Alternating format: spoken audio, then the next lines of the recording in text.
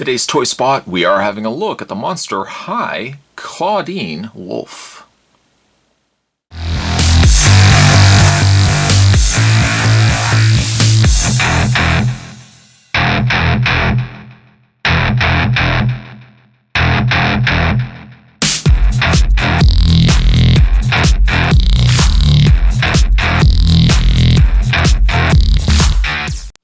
Clawdeen is the daughter of the werewolf, and it comes to us from the Freaky Field Trip down below.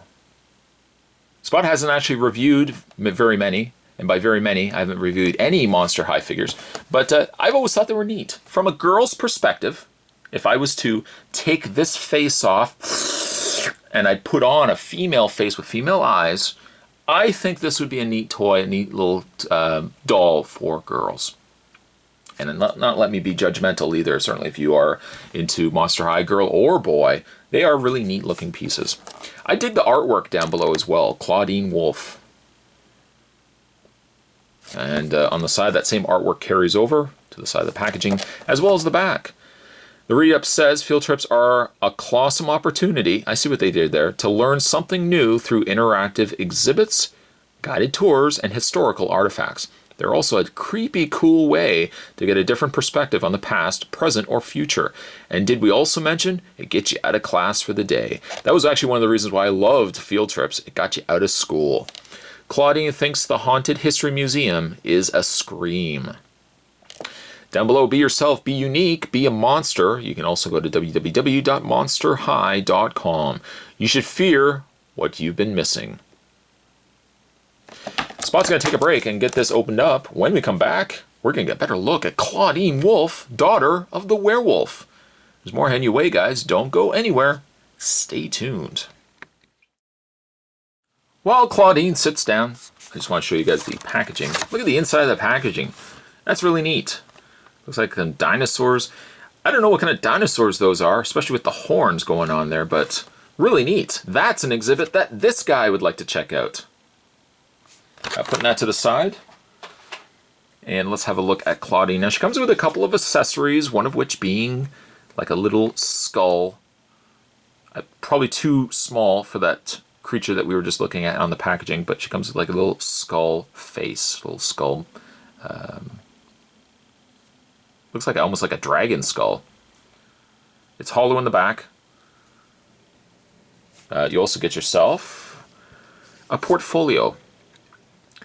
Now, I should not be snooping, but I did actually open it up.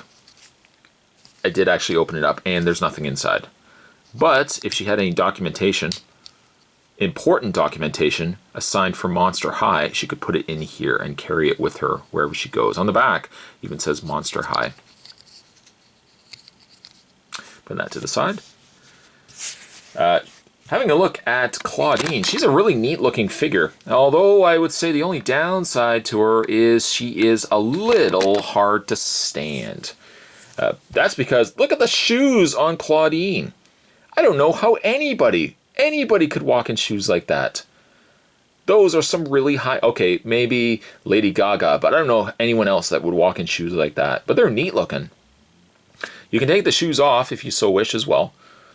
There's a little slit on the back of the shoes.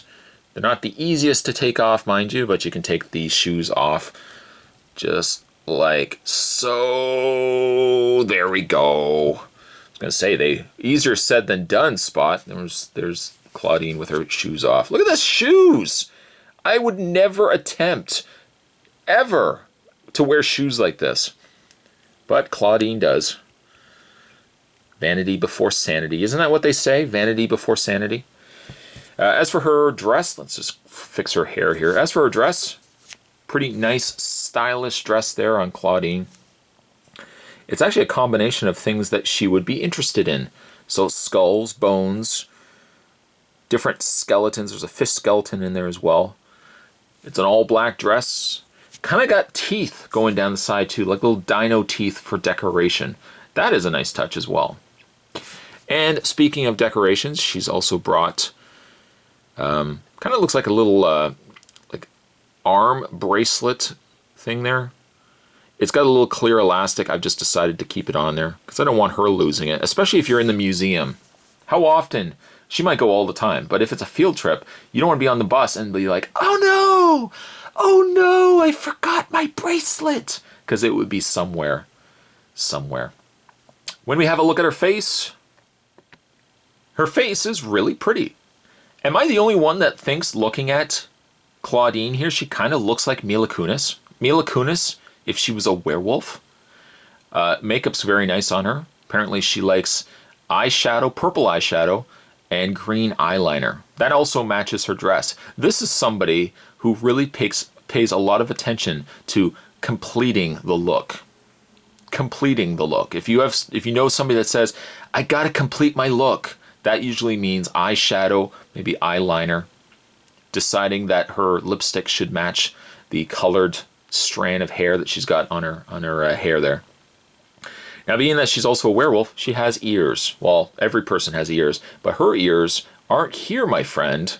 They're way up here, which means she can hear everything.